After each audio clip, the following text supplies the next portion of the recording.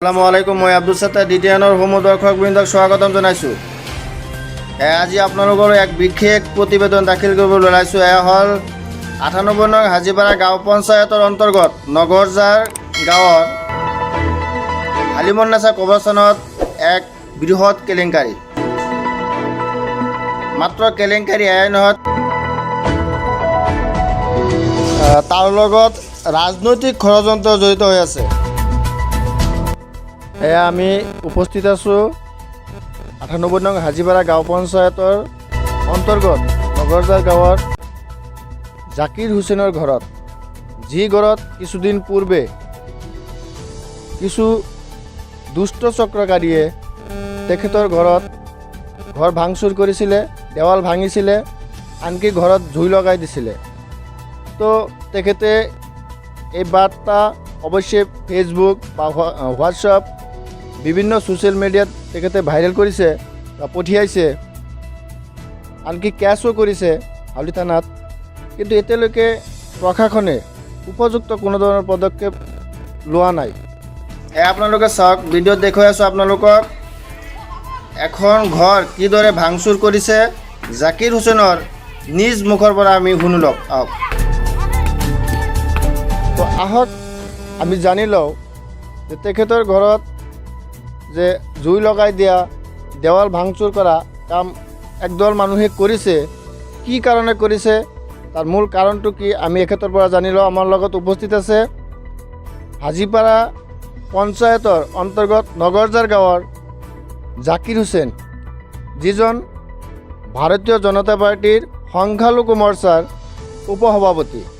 হাউলি ব্লক মণ্ডলৰ। আমি এখেতৰ পৰা জানি লওঁ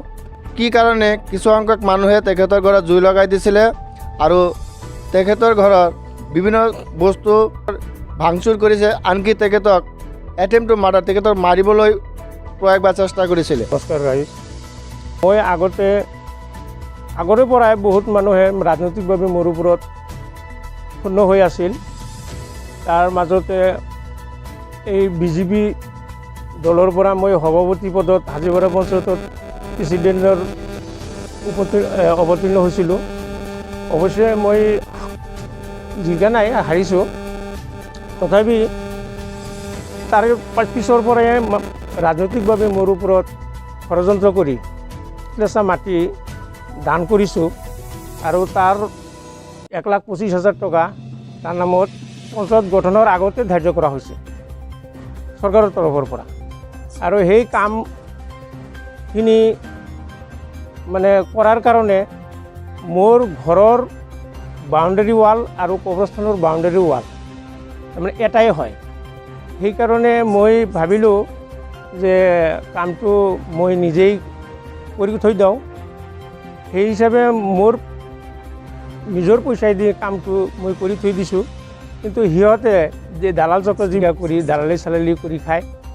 তেওঁলোকে তাৰমানে ষড়যন্ত্ৰ কৰি মোৰ কবৰস্থানৰ লগত আৰু ঘৰৰ যিটো বাউণ্ডেৰী ৱাল, সেই ৱালটো ভাঙিছে। আৰু এইটোৰ মেইন উদ্দেশ্য হ'ল মানে মোৰ ঘৰত বিজেপিৰ পতাকা কিয় উঠাইছে, বিজেপিৰ পতাকাটো মোৰ ঘৰত উঠাৰ কাৰণে এই অঞ্চলৰ যিবিলাক মানে ৰাজনৈতিক পৰিপক্ষ যিবিলাক মানুহ আছে, গোটেই মানুহে তাৰমানে মোৰ ওপৰত, মই কিয় মুছলমান মানুহ হৈ মই কিয় বিজেপি কৰিব লাগে। দৰ্শকবৃন্দ দেখুৱাই আছোঁ উত্তৰ নগৰজাৰ হালিমন্নাছা কবৰস্থান। কবৰস্থানৰ বাউণ্ডেৰী ৱাল এইটো হয়, এইটো পশ্চিম ফালৰ ৱাল, এইটো দক্ষিণ ফাল আৰু সিফালে আছে। তো তেওঁলোকে জাকিৰ হুছেইনৰ পৰিয়ালৰ পৰা এবিঘা মাটি তেওঁলোকে কবৰস্থানৰ নামত দান কৰিছে। তো তেওঁলোকৰ নিজা মাটি কবৰস্থানৰ নামত দান কৰিছে। তেখেতৰ মাকৰ নাম হালিমন্নাছা আছিলে আৰু এই কবৰস্থানৰ নামটো তেখেতৰ মাকৰ নামতে ৰখা হৈছে। গতিকে এইটো যিটো ৱাল আপুনি বনাইছিলে? এইটো মই বনাইছিলোঁ। এইটো ৱাল মই বনাইছোঁ। মিস্ত্ৰী দি বনোৱাৰ পাছত সিহঁতে তাৰমানে এইটো আৰু সিহঁতে আৰু এটা বেয়া কাম কৰিছে। সিহঁতে আৰু সেই মোৰ ঘৰৰ ভিতৰত মাটিত আৰু বেলেগ মানুহ এজনৰ তাৰমানে সেই মাটি দখল কৰি দিছে। সেইটো ঘৰ চাওক এইটো হ'ল বাউণ্ডাৰী। ইফালে মোৰ মাটি, ইফালে কবৰস্থান, ইফালে মোৰ ঘৰৰ বাউণ্ডাৰী মাটি, ইফালে দেখুৱাইছোঁ যে জাকিৰ হুছেইনৰ যিটো বাউণ্ডেৰী ৱাল এখেতে নিজে কৰিছিলে। বাউণ্ডেৰী ৱাল দেখুৱাইছে কেমেৰামেন মোৰ লগত আছে ৱাজুদ্দিন তেখেতে দেখুৱাব আপোনালোকক নিশ্চয় এইটো হ'ল কবৰস্থানৰ বাউণ্ডেৰী ৱাল অথবা জাকিৰ হুছেইনৰ ঘৰৰ বাউণ্ডেৰী ৱাল তো জাকিৰ হুছেইনে নিজে এই ৱালটো বনাইছিলে যে যাতে ভৱিষ্যতে কবৰস্থানৰ ৱালটো আৰু মোৰ ৱাল একেটাই হৈ যায় তো যিয়েই নহওক এই কবৰস্থানৰ নামত ইতিমধ্যে চৰকাৰে আবণ্টিত কৰিছে 1,25,000 টকাৰ এটা বাউণ্ডেৰী ৱালৰ স্কিমৰ আবণ্টন দিছিলে অলৰেডি তেওঁলোকে কিছু দুষ্ট চক্ৰই অলৰেডি কাম কৰি তাৰে পইচা উলিয়াই তেওঁলোকে অলৰেডি আত্মঘাত কৰাৰ এটা অভিযোগ জাকিৰ হুছেইনে কৰিছে ইতিমধ্যে যেনেকৈ ধৰক আপোনালোকে চাওক এবাৰ কেমেৰামেনক অনুৰোধ জনাইছোঁ দেখুৱাৰ কাৰণে 1,25,000 টকাৰ যিখিনি ৱাল বনাইছে আপোনালোকে চাব পাৰিব ভিডিঅ' ছাৰ তেখেতে এইটোৰ ওপৰত ষ্টেপ লোৱা নাই আনকি আমাৰ পঞ্চায়তৰ যিজন প্ৰেচিডেণ্ট ৰিয়াজুদ্দিন আহমেদ তেখেতেও এইটোলৈ কোনো ধৰণৰ ভ্ৰক্ষেপ কৰা নাই তেওঁলোকক বাৰ বাৰ এইটোৰ বিষয়ে অৱগত কৰা হৈছে তো এয়া আমি ছ'চিয়েল মিডিয়া যোগে এয়া আমি YouTube channel DTN daily top news যোগে আমি ঊৰ্ধ্বতম কৰ্তৃপক্ষক এই বিষয়টো অৱগত কৰাবৰ কাৰণে আজি আমি অন দ্য স্পট ফিল্ডত আহি আপোনালোকক ভিডিঅ'টো শ্ব' কৰাব বিচাৰিছোঁ জাকিৰ হুছেইন হ'ল এক কবৰস্থান কমিটিৰ স্থায়ী সভাপতি কিন্তু তেখেতক নজনাকৈ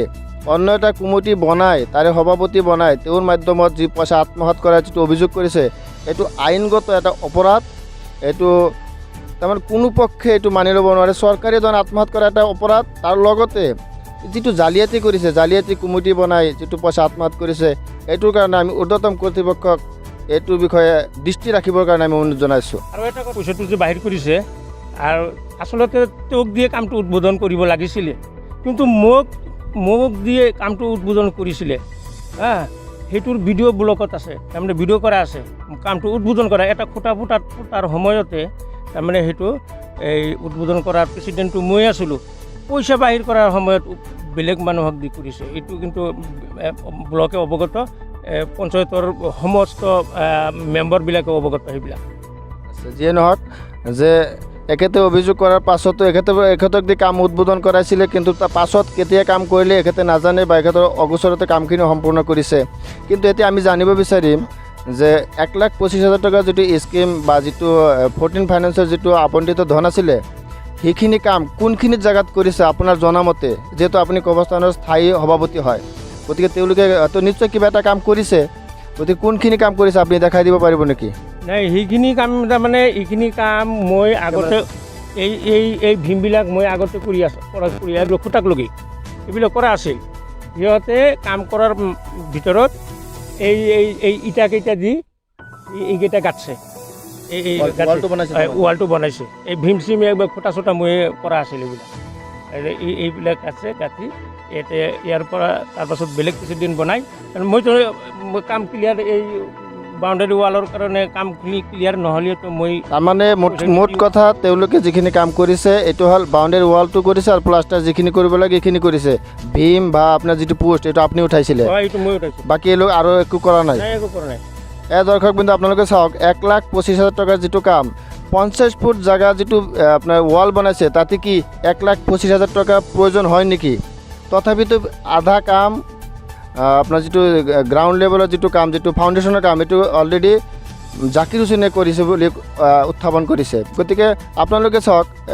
আকৌ এবাৰ দেখুৱাম আপোনালোকক যে এইখিনি ৱাল বনাওঁতে 1,25,000 টকা ব্যয় হয় নেকি তো সঁচাকৈ যে চৰকাৰী ধন আত্মসাৎ কৰি আছে মানুহে কেনেকৈ কৰি আছে আপোনালোকক আমি অন দ্য স্পট ফিল্ডত আহি আপোনালোকক দেখুৱাব বিচাৰিছোঁ গতিকে এইটো বিবেচনাটো আপোনালোকৰ ওপৰত থাকিল আপোনাৰ চৰকাৰে কি ধৰণৰ পদক্ষেপ ল'ব লাগে আমি দৰ্শকবৃন্দক দেখুৱাই আছোঁ যিটো হালিমন নেচাৰ কবৰস্থানৰ যিটো কাম কৰিছিলে তাৰে যিটো চাইন ব'ৰ্ড মাৰিছিলে এইটো চাওক কেনেকৈ মাৰি দিছে এইটো পুৰণা ৱাল এইখিনি ৱাল কিন্তু আগতে বনোৱা আছিলে আপোনালোকে চাই লওক আৰু যিটো বোৰ্ড লগাইছে বোৰ্ডটো এনেকুৱা জেগাত লগাইছে যাতে মানুহে চাব নোৱাৰে জংঘলৰ ভিতৰত বোৰ্ডটো লগাই থৈছে যাতে কোনো সদায় ৰাইজে যাতে চাব নোৱাৰে কিমান টকাৰ কাম আহিছিলে কিমানখিনি কৰিছে গতিকে জালিয়াতিৰ এটা সীমা থাকে কিন্তু এয়া আপোনাৰ দৰ্শকবৃন্দক জনাইছোঁ যে আপোনালোকে বিবেচনা কৰক কিমানখিনি জালিয়াতি ইয়াতে কৰা হৈছে আৰু কিমানখিনি অন্যায় কৰা হৈছে জাকিৰ হুছেইনৰ লগত এয়া আপোনালোকে বিবেচনা কৰিব হয়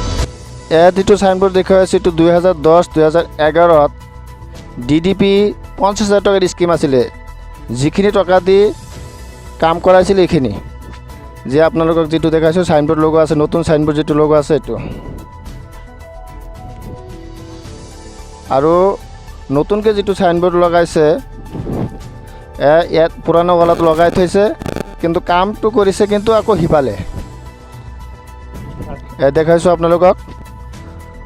সেইফালৰ ৱালত কাম কৰিছে চাইনবোৰ্ড লগাইছে ইয়াতে